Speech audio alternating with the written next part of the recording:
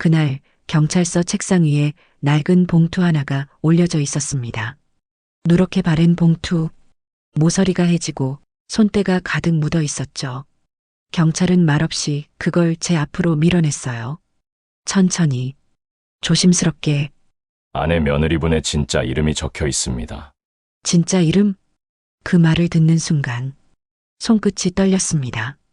봉투를 만지려는데 코끝을 스친 냄새, 향수 냄새였어요. 달콤하면서도 씁쓸한, 낯익은 향수, 어디서 맡았던 냄새였죠. 분명히 그 순간 머릿속이 하얘졌습니다. 아, 이제야 알겠더라고요. 이 모든 게 처음부터 계획이었다는 걸. 5개월 전으로 돌아갑니다. 아니, 어쩌면 훨씬 더 전부터 우리 모자는 이미 누군가의 목록에 올라 있었는지도 모르겠어요. 저는 서울 강북에서 국밥집을 합니다. 박정숙, 올해 68. 작은 가게예요.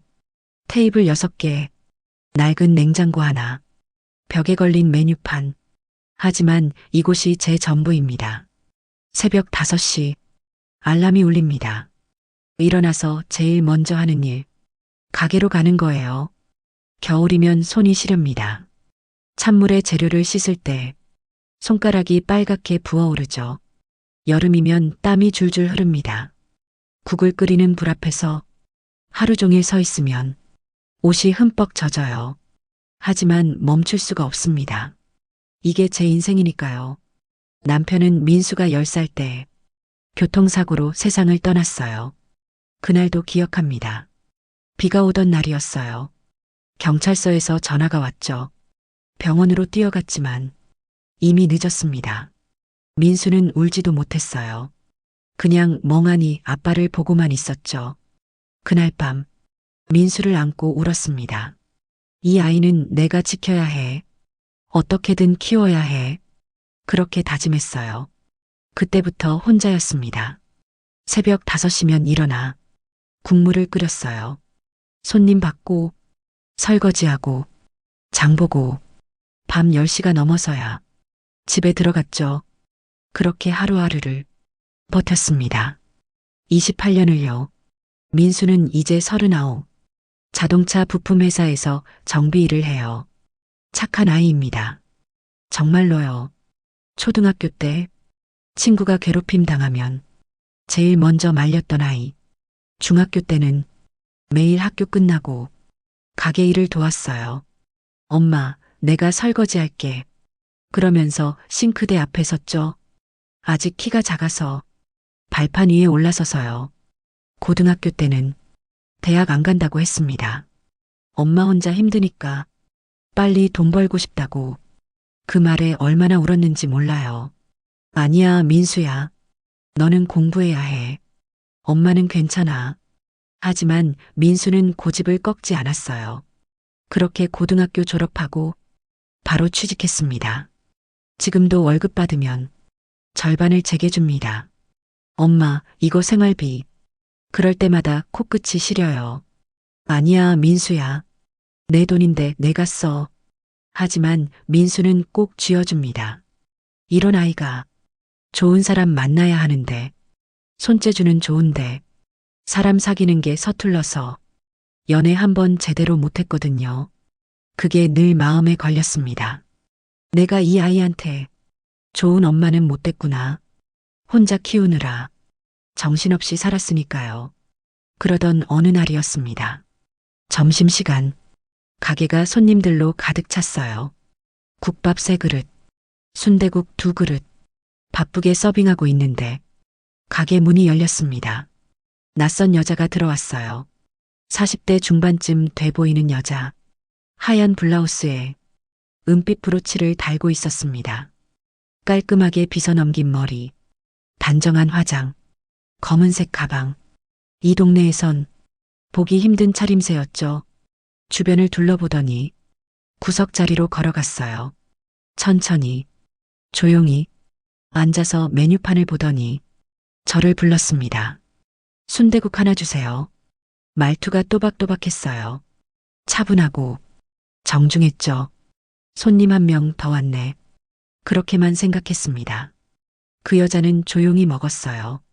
휴대폰도 안 보고 그냥 묵묵히 다 먹고 나서 계산하고 나갔습니다. 잘 먹었습니다. 인사도 정중했어요. 다음 날 또 왔습니다. 같은 시간, 점심 1시쯤, 같은 자리, 구석 테이블, 같은 메뉴, 순대국 하나. 그 다음 날도 왔어요.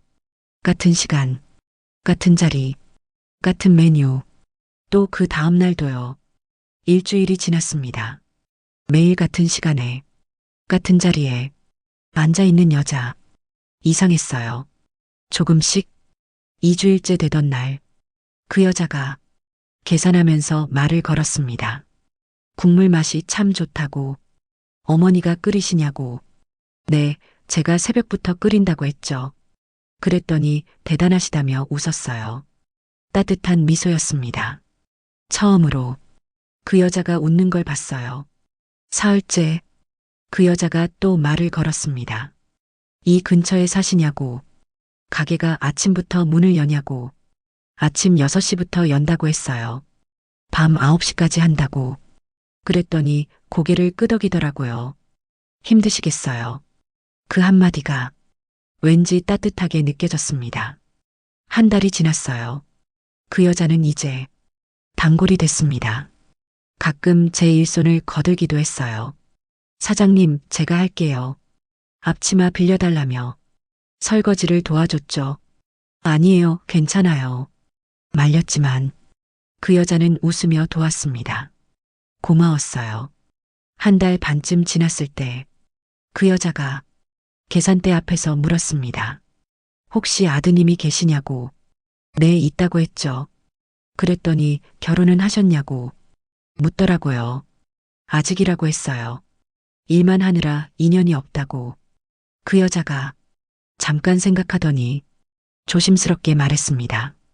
자기 조카가 하나 있는데 은행에 다니는 착한 아이라고. 혹시 괜찮으시면 한번 소개를 시켜드리고 싶다고 했어요. 그 말을 듣는 순간 묘한 기분이 들었습니다. 고마운 마음 반, 조심스러운 마음 반. 괜찮을까? 잘 모르는 사람인데. 하지만요. 이 여자는 2달 가까이 매일 온 단골이었어요. 얼굴도 익었고 일도 도와줬고 나쁜 사람 같지 않았습니다.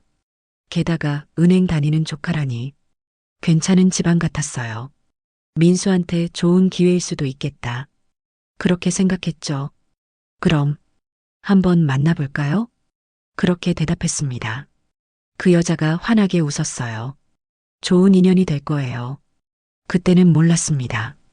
그 미소 뒤에 무엇이 숨어 있는지. 일주일 뒤 소개팅이 잡혔습니다. 그 여자가 조카를 데리고 가게에 왔어요. 이름은 혜진. 28살. 하얗고 단정한 얼굴. 긴 생머리. 검은색 원피스. 말투는 조용했고 웃는 모습이 참 순해 보였어요. 은행 창구에서 일한다고 했습니다. 숫자 다루는 일이라 꼼꼼해야 한다면서요. 그 말에 믿음이 갔어요. 민수를 불렀습니다. 가게 뒤편에서 재료 정리하던 아들이 나왔어요. 작업복 차림에 손에는 물이 묻어 있었죠. 엄마, 민수가 어리둥절한 표정으로 저를 봤어요. 민수야, 인사해. 이분이 혜진 씨야. 민수가 얼굴이 빨개졌어요. 아, 안녕하세요. 인사도 제대로 못하고 고개만 숙였죠. 혜진이 웃으며 말했습니다. 안녕하세요. 저 박혜진이에요. 자연스러웠어요. 부드러웠고요. 그날 4사람은 가게 한쪽에 앉아 차를 마셨습니다. 민수는 계속 어색해했지만 혜진은 자연스럽게 말을 걸었어요. 정비 일하세요? 손재주 좋으시겠어요? 아, 네. 민수는 그것밖에 못했지만 혜진은 계속 웃었습니다. 그날 저녁 민수가 집에 들어오더니 표정이 달라져 있었어요. 엄마, 왜? 나 결혼하고 싶어? 평생 무뚝뚝하던 아들이 그날은 소년처럼 웃었습니다. 이런 사람은 처음이야. 다시는 못 만날 것 같아. 그 얼굴을 보니 눈시울이 뜨거워졌어요. 아, 이 아이도 이렇게 웃을 수 있구나. 누군가를 좋아하는 표정이 이런 거구나. 가슴이 벅차올랐습니다. 2달 뒤 결혼식을 올렸습니다. 작은 예식장이었지만 민수는 행복해 보였어요. 혜진도 예뻤죠. 흰 드레스를 입고 수줍게 웃는 모습, 정말 착한 며느리를 만난 것 같았어요.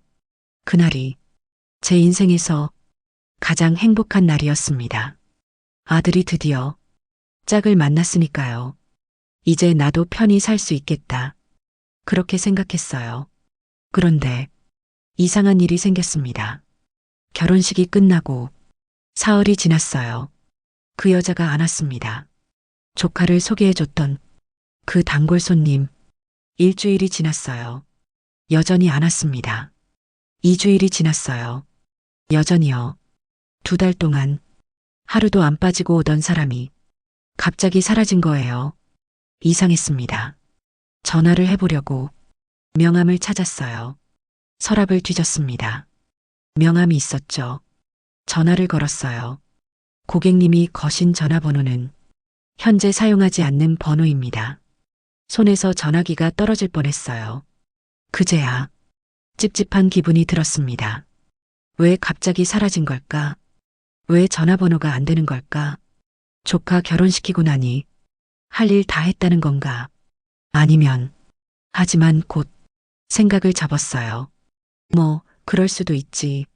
바빠서 못 오는 걸 거야. 전화번호도 바꿨을 수도 있고, 스스로를 달랬습니다. 그때 저는 몰랐습니다. 그 여자가 사라진 건 우연이 아니었다는 걸, 그날 가게 문을 나서던 그 미소가 무엇을 의미했는지, 이 모든 게 얼마나 정교한 계획이었는지, 며느리 혜진이가 우리 집에 들어온 건 그렇게 시작됐습니다. 결혼하고 한 달이 지났습니다. 며느리 혜진, 정말 완벽했어요. 새벽 5시, 혜진이 일어납니다. 저보다 먼저 일어나요. 부엌에서 소리가 났습니다. 도마 위에서 칼질하는 소리. 내려가 봤어요. 혜진이 민수 도시락을 싸고 있었습니다. 김밥을 말고 있었어요. 당근, 시금치, 햄. 정성스럽게 한 줄 한 줄. 혜진아, 이렇게 일찍 일어나서. 혜진이 웃으며 말했습니다. 괜찮다고. 남편 챙기는 게 좋다고. 그 모습을 보니 코끝이 찡했어요. 아침 6시, 민수가 출근합니다. 혜진이 현관까지 따라 나가 도시락을 건네줬어요. 조심해서 다녀와요. 그리고 민수 작업복깃을 손으로 한번 펴줬죠. 민수 얼굴이 환해졌습니다. 혜진아, 고마워. 그렇게 말하고 나가는 아들. 저는 그 모습을 보며 가슴이 따뜻해졌어요. 아, 이 아이가 이렇게 사랑받고 살 수 있구나. 낮에는 혜진이 은행에 출근한다고 나갔습니다. 깔끔한 정장 차림, 검은색 구두, 가방 하나 들고 어머님 다녀올게요. 인사도 정중했어요. 저는 혼자 가게 일을 했죠. 점심시간 손님들이 몰려왔습니다. 사장님, 순대국 하나요. 저기요, 물 좀요. 바쁘게 움직였어요. 국밥 나르고 계산하고 설거지하고 허리가 아팠습니다. 다리도 붓고 68몸이 이젠 예전 같지 않더라고요. 나이를 속일 수는 없구나. 그렇게 생각하며 하루를 보냈어요. 저녁 6시 혜진이 퇴근했습니다. 가방을 내려놓고 바로 앞치마를 둘렀어요. 어머님, 제가 저녁 준비할게요. 아니야, 혜진아. 넌 피곤할 텐데. 괜찮아요. 은행 일은 앉아서 하니까. 운동도 될 겸요. 그렇게 말하며 부엌으로 들어갔습니다. 채소를 씻고 국을 끓이고 밥상을 차렸어요. 7시 민수가 퇴근했습니다. 다녀왔습니다. 현관문을 여는 순간 밥 냄새가 났죠. 뭐야, 벌써 저녁 다 됐어? 민수가 신기한 듯 말했어요. 혜진이 웃으며 대답했습니다. 당연하다고. 남편 오기 전에 준비해야지. 그날 저녁, 셋이서 밥을 먹었어요. 오랜만에 가족 같은 느낌이었습니다. 혼자 먹던 밥상이 아니라 여럿이 둘러앉은 밥상. 얼마만인지 모르겠더라고요. 민수가 반찬을 집어먹으며 말했습니다. 엄마, 이거 맛있어. 혜진이 한 반찬이었어요. 혜진이가 만든 거야. 진짜? 혜진아, 대박이다. 민수가 환하게 웃었습니다. 혜진도 웃었어요. 저도 웃었고요. 그 순간만큼은 정말 행복했습니다. 주말, 혜진이 가게에 나왔습니다. 어머님, 제가 도와드릴게요. 앞치마를 두르고 설거지를 시작했어요. 혜진아, 안 해도 돼. 넌 쉬어야지. 아니에요. 어머님 혼자 하시면 힘드시잖아요. 그렇게 말하며 계속 일손을 거들었습니다. 손님이 말했어요. 사장님, 며느리 참 착하네요. 그러게 말이에요. 복 받았어요. 요즘 이런 며느리 없어요. 부럽네. 그 말을 들으니 가슴이 뿌듯했습니다. 정말 좋은 며느리를 만났구나. 그런데요, 이상한 일이 생기기 시작했습니다. 아주 작은 일부터요. 어느 날 오후였어요. 손님들이 다 빠진 시간. 2시쯤 혜진이 계산대 앞에 서 있었습니다. 뭔가를 적고 있더라고요. 고개를 숙이고 집중해서 가까이 갔어요. 혜진이 화들짝 놀라며 서리를 접었습니다. 혜진아, 뭐해? 아, 장부 보고 있어요. 장부? 네. 어머님이 얼마나 고생하시는지 알아야 할 것 같아서요. 환하게 웃었어요. 하지만요, 그 순간 눈빛이 달랐습니다. 잠깐, 정말 잠깐이었지만 서늘한 뭔가가 스쳐 지나갔어요. 기분 탓이겠지. 그렇게 생각하려 했습니다. 하지만요, 가슴 한편이 찝찝했어요. 며칠 뒤 장부를 정리하는데 이상한 점을 발견했습니다. 오늘 매출, 손님이 23명 왔어요. 국밥 평균 8,000원. 계산하면 18만 4천원. 그런데 금고에는 13만 원밖에 없었습니다. 5만 원이 부족했어요. 계산을 다시 해봤습니다. 한 번, 2번, 3번. 그래도 안 맞았어요. 내가 실수했나? 장부를 다시 펼쳤습니다. 숫자를 하나하나 다시 확인했어요. 그래도 5만 원이 모자랐습니다. 나이 탓인가? 요즘 깜빡깜빡할 때가 많긴 했어요. 어제 뭐 먹었는지 기억 안 날 때도 있고 손님한테 거스름 돈 잘못 준 적도 있었죠. 내가 틀렸겠지. 스스로를 의심했습니다. 하지만요, 가슴 한편이 무거웠어요. 설명할 수 없는 불안감. 왠지 모르게 뭔가 잘못되고 있다는 느낌. 그날 밤 잠이 안 왔습니다. 천장을 보며 누워 있었어요. 문득 이상한 생각이 들었습니다. 결혼식 날 사라진 그 여자가 뿌리고 다니던 향수 냄새. 요즘 가게 안에서 그 냄새가 가끔 났어요. 달콤하면서도 씁쓸한 그 특유의 향. 혜진한테서. 설마. 고개를 저었습니다. 착각이야. 내가 너무 예민한 거야. 하지만요, 그 생각이 자꾸 머릿속을 맴돌았어요. 다음 날부터 혜진을 조금씩 다르게 보기 시작했습니다. 의심하려던 건 아니었어요. 그냥 확인하고 싶었던 거죠. 토요일 오후 혜진이 가게에 나와 어깨를 주물러 줬어요. 어머님 많이 피곤하시죠? 응, 괜찮아. 이제 제가 오래오래 도와드릴게요. 그렇게 말하더니 이상한 말을 했습니다. 어머님 혼자는 이제 일 못하시게 할게요. 혼자 일 못하게 한다? 그 표현이 이상하게 걸렸어요. 왜 그런 말을 했을까? 도와준다고 하지 않고 못하게 한다고 했을까? 며칠 뒤였어요. 점심 끝나고 정리하는 시간. 혜진이 계산대 근처에서 뭔가를 보고 있었습니다. 종이 몇 장 가까이 다가갔어요. 혜진이 깜짝 놀라며 급히 서류를 가방에 넣었습니다. 혜진아, 그게 뭐야? 아, 고객 상담 자료요. 고객 상담? 네. 은행에서 교육받을 때 쓰는 거예요. 환하게 웃으며 가방 지퍼를 닫았어요. 그런데 보였습니다. 서류 한쪽 모서리, 빨간 글씨로 이렇게 적혀 있었어요. 대출 안내. 은행 직원이 왜 대출 안내 서류를 가지고 있을까? 그것도 가게에서요. 묻고 싶었습니다. 하지만 차마 입이 떨어지지 않았어요. 며느리를 의심하는 건 나쁜 시어머니가 하는 짓이잖아요. 내가 너무 민감한 건가?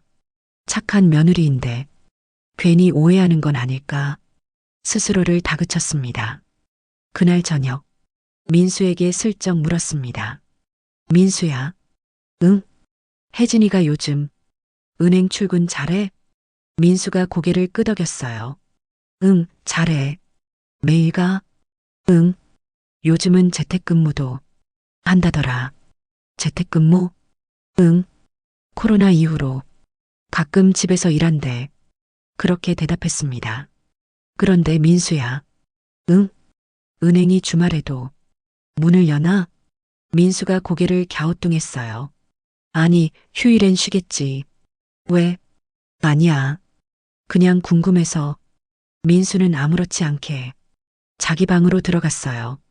하지만 저는 그 자리에 서 있었습니다. 은행이 주말엔 쉬는데 혜진은 분명 매주 토요일마다 은행 일이 쌓여 있다고 했거든요. 그래서 우리 가게에 나온다고 했는데 뭔가 이상해. 그런데 뭐가 이상한 건지 알 수가 없었어요. 그날 밤 가게 문을 닫고 금고를 열었습니다. 돈을 세어봤어요. 한 장, 두 장, 세 장, 또 모자랐습니다. 이번엔 10만 원, 지난번엔 5만 원이었는데 이번엔 10만 원. 손이 떨렸어요. 이건 실수가 아니야. 분명히 뭔가 잘못되고 있어. 가슴이 두근거렸습니다. 숨이 가빠졌어요. 민수는 방에서 자고 있었고 혜진은 주방에서 설거지를 하고 있었습니다. 물 흐르는 소리, 그릇 부딪히는 소리. 저는 주방 문 앞에 서 있었어요. 혜진아, 네 어머님. 혜진이 돌아보며 웃었습니다. 요즘 장사도 힘든데 돈이 왜 이렇게 빨리 줄어드는지 모르겠네. 그 순간 혜진의 표정이 굳었습니다. 정말 찰나였지만 분명히 봤어요. 놀란 눈, 당황한 표정. 하지만 금세 웃으며 말했죠. 요즘 재료값이 많이 올랐잖아요. 그래도 괜찮아요, 어머님. 다 잘 될 거예요. 그 말투가 너무 부드러웠어요. 오히려 그게 더 무서웠습니다. 그날 밤 절에서 스님이 하신 말씀이 떠올랐습니다. 사람의 미소엔 두 가지가 있습니다. 마음을 주는 미소, 그리고 마음을 가리는 미소. 저는 그날 처음으로 헷갈렸어요. 혜진의 미소가 어떤 미소인지. 다음 날부터 저는 혜진을 조금씩 다르게 보기 시작했습니다. 그리고 곧 알게 됐죠. 이 완벽한 며느리 뒤에 뭔가 숨겨져 있다는 걸, 뭔가 큰 일이 다가오고 있다는 걸. 의심이 시작되자 모든 게 달라 보이기 시작했습니다. 혜진의 미소, 혜진의 말투, 혜진의 행동 하나하나가 이제는 낯설게 느껴졌어요. 월요일 아침, 혜진이 평소처럼 일어나 도시락을 쌌습니다. 저는 부엌 문 밖에서 그 모습을 지켜봤어요. 김밥을 마는 손, 계란을 굽는 모습, 여전히 정성스러웠습니다. 하지만요, 이제는 그 모습이 다르게 보였어요. 저 손이 우리 돈을 만졌을까? 그런 생각이 자꾸 들었습니다. 민수가 출근하고 혜진도 은행 간다며 나갔어요. 저는 혼자 남았습니다. 청소를 하다가 혜진과 민수 방 앞에 섰습니다. 문을 열어야 할까? 말아야 할까? 한참을 망설였어요.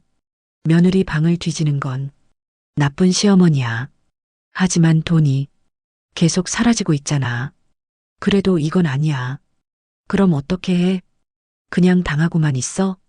머릿속이 복잡했습니다. 한참을 그 자리에 서 있었어요.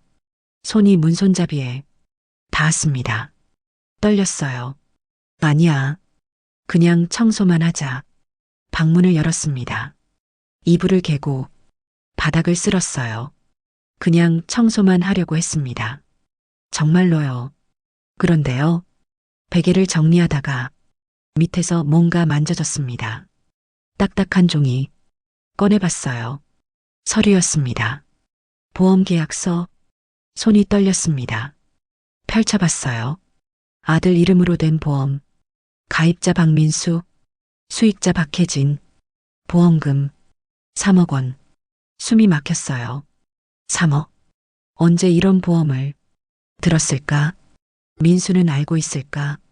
손이 떨려서 서류를 제대로 잡을 수가 없었습니다. 바닥에 주저앉았어요. 서류를 천천히 다시 읽었습니다. 한 줄 한 줄. 계약일 결혼 2주 후. 보험 종류 상해 사망. 보험금 3억 원. 수익자 배우자 박혜진. 결혼 2주 만에?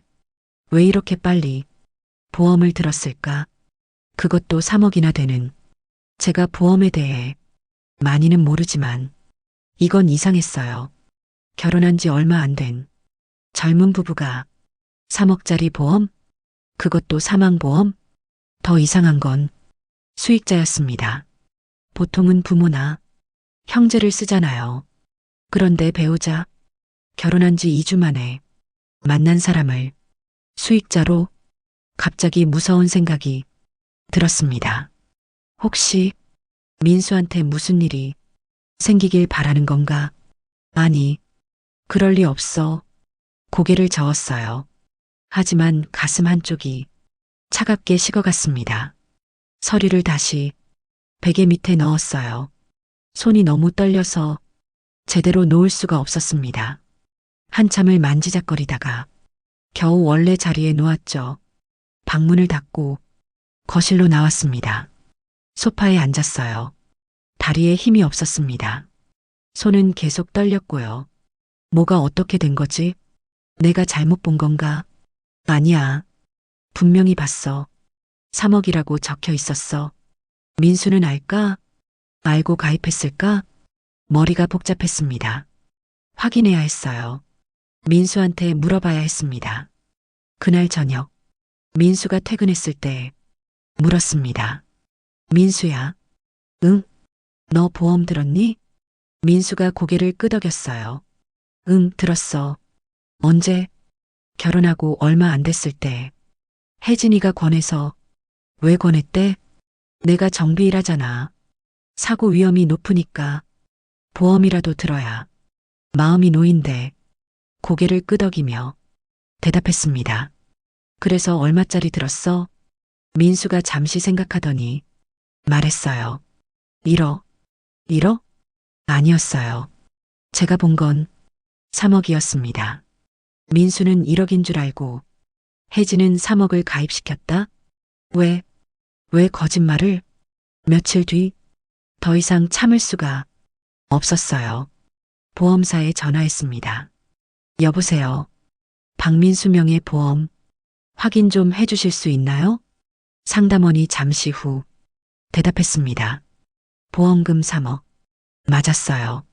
그런데 더 충격적인 말을 들었습니다.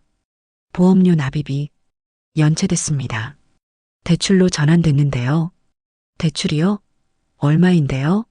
4,800만 원입니다. 전화를 끊고 그 자리에 주저앉았어요. 4,800만 원. 우리가 언제 그런 대출을 받았을까? 민수는 알까? 머리가 하얘졌습니다. 온몸에 힘이 빠졌어요. 이게 무슨 일이지? 대체 뭐가 어떻게 돌아가는 거지? 그날 밤 혜진이 주방에서 컵을 닦고 있을 때 민수가 제 방으로 들어왔어요. 작은 목소리로 말했습니다. 혜진이가 요즘 좀 이상하대요. 뭐가 이상한데? 밤마다 누가 전화 오면 밖에 나가. 무슨 전화? 모르겠어. 근데 가끔 들려. 입금, 송금 이런 말들이. 가슴이 철렁 내려앉았습니다. 입금, 송금, 은행 직원이 왜 밤에 그런 전화를? 이제 확실했어요. 뭔가 크게 잘못되고 있다는 걸. 다음 날 오후 손님이 잠깐 끊긴 틈에 혜진이 화장실에 갔어요. 가방이 의자 위에 놓여 있었습니다. 보면 안 된다는 걸 알았어요. 며느리를 의심하는 건 나쁜 시어머니가 하는 짓이잖아요. 하지만요, 민수가 위험할 수도 있잖아요. 3억짜리 사망보험, 4,800만 원 대출, 밤마다 송금 전화. 이건 확인해야 했어요. 손이 움직였습니다. 가방을 열었어요. 떨리는 손으로 안에 서류가 있었습니다. 빨간 글씨로 대출 상담이라고 적혀 있었죠. 그런데 놀란 건 그 다음이었습니다. 서류 밑에 명함이 있었어요. 여러 장 하나씩 꺼내봤습니다. 첫 번째 명함, 박혜진 같은 사진. 두 번째 명함, 김수진 같은 사진. 세 번째 명함, 이민정 같은 사진. 네 번째 명함, 최은영 같은 사진. 손에서 명함이 떨어졌어요. 바닥에 흩어진 명함들. 모두 같은 얼굴, 다른 이름들. 이게 뭐지? 왜 한 사람이 이렇게 많은 이름을 가지고 있지? 혜진이가 진짜 이름이 아닌 건가? 그 순간 화장실 문이 열리는 소리, 황급히 명함을 주었습니다. 손이 떨려서 제대로 잡히지 않았어요. 하나, 둘, 셋, 넷. 가방에 다시 넣고 지퍼를 닫았습니다. 원래 자리에 놓고 계산대로 뛰어갔어요. 혜진이 나왔습니다. 웃으며 물었어요. 어머님 괜찮으시냐고. 얼굴이 안 좋아 보인다고. 아니라고 했어요. 괜찮다고. 하지만 목소리가 떨렸습니다. 혜진이 잠깐 저를 쳐다봤어요. 그 눈빛, 의심하는 눈빛이었습니다. 들켰나? 가방 만진 거 말까? 하지만 혜진은 곧 웃으며 일을 시작했어요. 저는 그날 정신이 하나도 없었습니다. 그날 밤 잠을 잘 수가 없었어요. 명함들이 자꾸 눈앞에 어른거렸습니다. 박혜진, 김수진, 이민정, 최은영. 우리 며느리는 대체 누구지? 진짜 이름이 뭐지? 왜 이렇게 많은 이름을 가지고 있지? 다른 사람도 속였던 건가? 민수가 위험한 건 아닐까? 그 생각이 들자 온몸이 얼어붙었습니다. 새벽 4시 잠을 포기하고 일어났어요. 거실에 앉아 생각했습니다. 어떻게 해야 할까? 경찰에 신고해야 할까? 하지만 증거가 있나? 명함 몇 장? 그게 증거가 될까? 민수는 아직도 혜진을 믿고 있어요. 매일 행복해하고 웃고 있고요. 그 아이한테 어떻게 말하죠? 내 아내가 거짓말쟁이야. 진짜 이름도 아니야. 말하면 민수가 무너질 거예요. 안 말하면 민수가 위험할 수도 있고요. 어떻게 해야 할까요? 그렇게 새벽을 보냈습니다.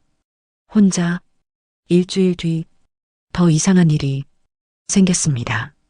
저녁 식사 시간 혜진이 말했어요. 임신했다고. 민수 얼굴이 환해졌습니다. 진짜야? 혜진이 수줍게 웃었어요. 고개를 끄덕였죠. 민수가 혜진을 끌어안았습니다. 고마워, 혜진아. 진짜 고마워. 목소리가 떨렸어요. 기쁨에 저는 그 둘을 보며 눈물이 났습니다. 기뻤어요. 정말로요.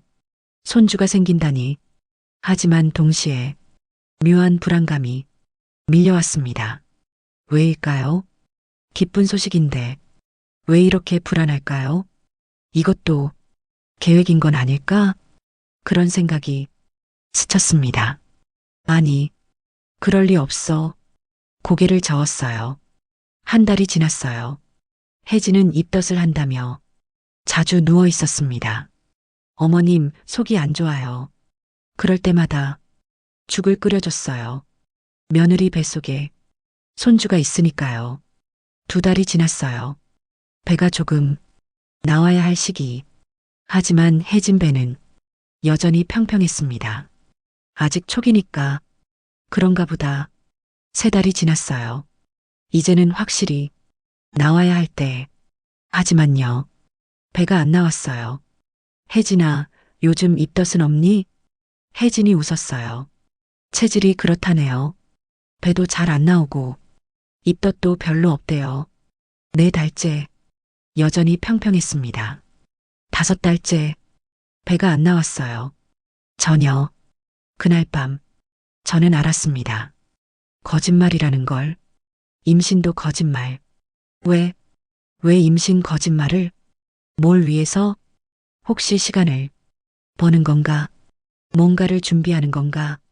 민수한테 무슨 일을 벌이려고? 뭔가 크게 잘못됐어요. 정말 크게. 그리고 곧, 정말 곧 모든 게 무너질 것 같았습니다. 5달, 혜진의 배는 여전히 평평했습니다. 이제는 확신했어요. 거짓말이라는 걸. 하지만 민수한테 말할 수가 없었어요. 아들이 얼마나 행복해 하는데 매일 밤 혜진 배에 손을 얹고 아기한테 말을 거는데 아빠야, 빨리 나와. 아빠가 많이 기다리고 있어. 그 모습을 보면 차마 입을 열 수가 없었습니다. 어떻게 말하지? 내 아내가 거짓말쟁이야. 임신도 거짓말이야. 그렇게 말하면 이 아이가 얼마나 무너질까요? 화요일 아침 평소처럼 가게를 열러 갔습니다. 새벽 5시 어둠 속에서 가게 문을 열었어요. 불을 켜고 냉장고를 열고 국을 끓이기 시작했죠. 손님들이 오기 시작했어요. 사장님, 국밥 하나요? 네, 잠시만요. 평소처럼 일했습니다. 하지만 머릿속은 온통 혜진 생각뿐이었어요. 점심시간이 끝나고 잠깐 쉬는 시간, 금고를 열었습니다. 오늘 매출을 정리하려고요. 금고 문을 열었어요. 텅 비어 있었습니다. 현금 없었어요. 통장 없었습니다. 도장 사라졌어요. 모두 전부 사라졌습니다. 다리에 힘이 풀렸습니다. 그 자리에 주저앉았어요. 손이 떨렸습니다. 숨이 안 쉬어졌어요. 가슴이 답답했습니다. 3억. 평생 모은 돈이었습니다. 28년 새벽 5시에 일어나 밤 10시까지 일하며 모은 돈, 아들 하나 키우느라 한 푼 한 푼 아껴 모은 돈. 손이 떨렸어요. 눈물이 났습니다. 억울했어요. 화났고요. 하지만 그보다 무서웠습니다. 혜진이가 가져간 거야. 그럼 혜진이는 어디 있지? 비틀거리며 일어났습니다. 뛰어갔어요. 집으로. 숨이 가빴습니다. 68몸이 제대로 움직이지 않았어요. 현관문을 열었습니다. 혜진아. 대답이 없었어요. 혜진아, 어디 있어? 민수방으로 뛰어갔습니다. 침대만 덩그러니 놓여 있었죠. 옷장을 열었어요. 혜진 옷 없었습니다. 화장품 없었어요. 가방 사라졌습니다. 신발 하나도 없었어요. 칫솔, 수건 모두 사라졌습니다. 그 순간 알았습니다. 혜진이 도망갔다는 걸. 바닥에 주저앉았어요. 그냥 그대로 전화기를 꺼냈습니다. 떨리는 손으로 민수한테 전화했어요. 한참 만에 민수가 받았습니다. 회사에서 일하는 중이었나 봐요. 혜진 어디 있냐고 물었어요. 민수가 대답했습니다. 집에 있지 않냐고. 아침에 자고 있었다고. 아니야, 민수야. 혜진이가 없어. 옷도 다 없어. 돈도 없어. 전화 너머로 민수 숨소리가 거칠어졌어요. 뭐라고요? 혜진이가 사라졌어. 돈도 다 가져갔어. 민수가 회사에서 뛰쳐나왔습니다. 30분. 그 30분이 얼마나 길었는지 모릅니다. 바닥에 앉아 기다렸어요. 다리가 저렸습니다. 하지만 일어설 기력이 없었어요. 그냥 앉아 있었습니다. 현관문이 열렸어요. 민수가 뛰어 들어왔습니다. 작업복 차림 그대로 손에는 기름이 묻어 있었죠. 민수가 방으로 뛰어갔습니다. 옷장을 열었어요. 서랍을 뒤졌습니다. 침대 밑을 봤어요. 화장실을 확인했죠. 미친 듯이 방을 뒤졌습니다. 혜진 흔적을 찾으려고 하지만 아무것도 없었어요. 혜진은 모든 걸 가지고 갔습니다. 흔적 하나 남기지 않고 민수가 무너졌습니다. 바닥에 주저앉아 울었어요. 엄마, 혜진이가 그럴 리 없어. 뭔가 잘못된 거야. 전화해 볼게. 전화를 걸었습니다. 한 번, 두 번, 세 번, 고객님이 거신 전화번호는 민수가 전화기를 바닥에 던졌어요. 39 아들이 아이처럼 울었습니다. 어깨가 떨렸어요. 소리내어 울었죠. 엄마, 아기는, 우리 아기는, 저도 울었어요. 아들 옆에 앉아 함께 울었습니다. 돈 때문이 아니었어요. 이렇게 순진한 아들을 세상이 너무 잔인하게 대한다는 게 너무 억울했습니다. 정신을 차리고 경찰서에 신고했어요. 경찰이 집에 왔습니다. 상황을 설명했어요. 며느리가 사라졌다고, 돈을 가져갔다고 경찰이 기록하며 말했습니다. 찾아보겠다고. 일주일이 지났어요. 연락이 없었습니다. 민수는 회사도 안 가고 방에만 틀어박혀 있었어요. 밥도 안 먹고 말도 안 하고 그냥 누워만 있었습니다. 방문을 열고 들어갔어요. 민수야, 밥 먹어야지. 대답이 없었습니다.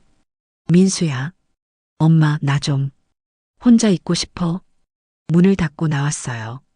거실에 앉아 울었습니다. 돈은 그렇다 쳐도 아들이 너무 걱정됐어요. 이 아이가 다시 일어설 수 있을까? 혹시 이대로 무너지는 건 아닐까? 2주일이 지났어요.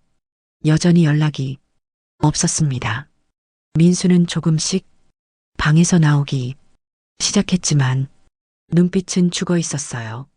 3주째 되던 날 경찰서에서 연락이 왔어요. 박혜진을 찾았대요. 체포했답니다. 경찰서로 갔습니다. 민수와 함께 경찰이 말했어요. 박혜진은 다른 지역에서 또 다른 남자와 살고 있었대요. 결혼만 5번, 모두 같은 수법이었답니다.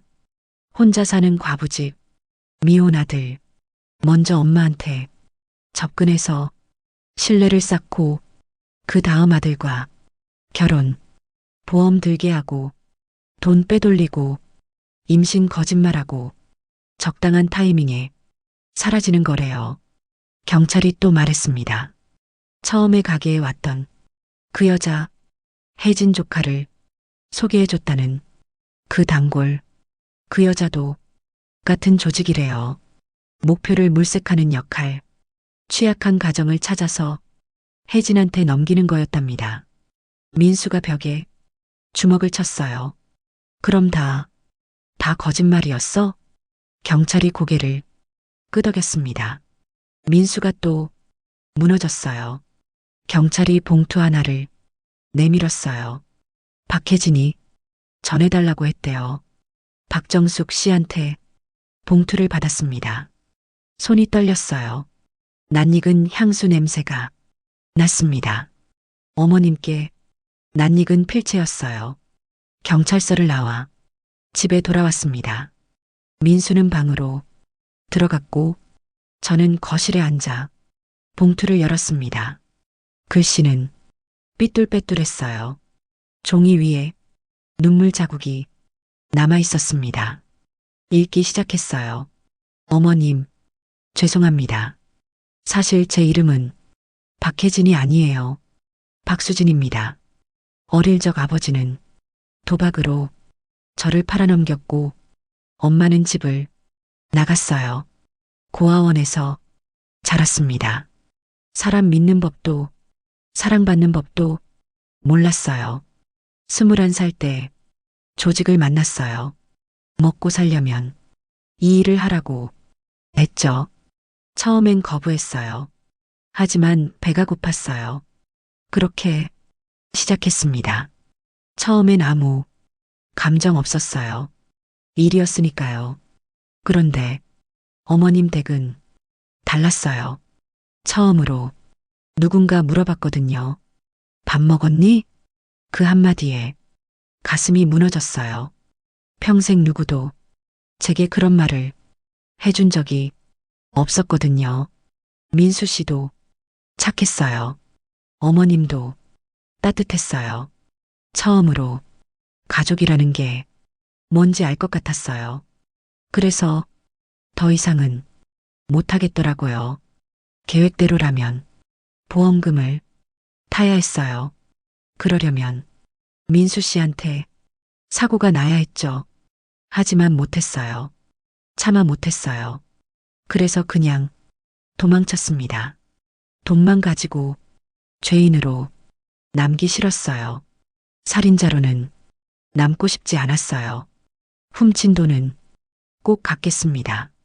이래서라도 어머님, 제게 처음으로 밥 먹었니?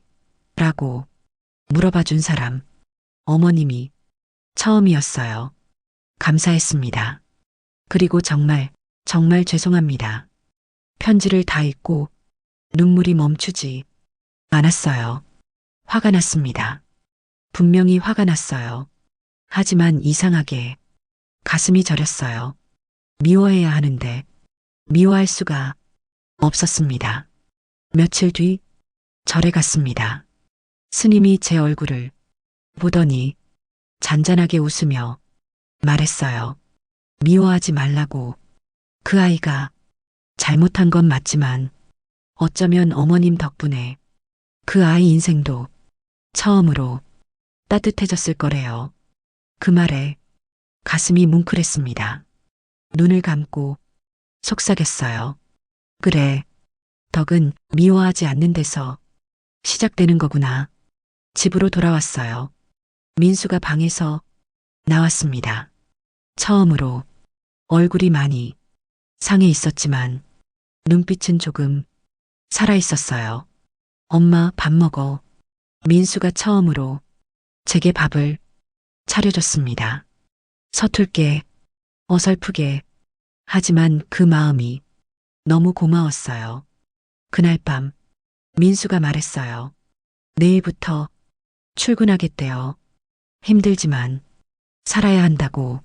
엄마 혼자 두면 안 된다고. 그 말을 듣고 또 울었습니다. 이번엔 기쁜 눈물이었어요. 사람은요, 누구나 상처가 있습니다.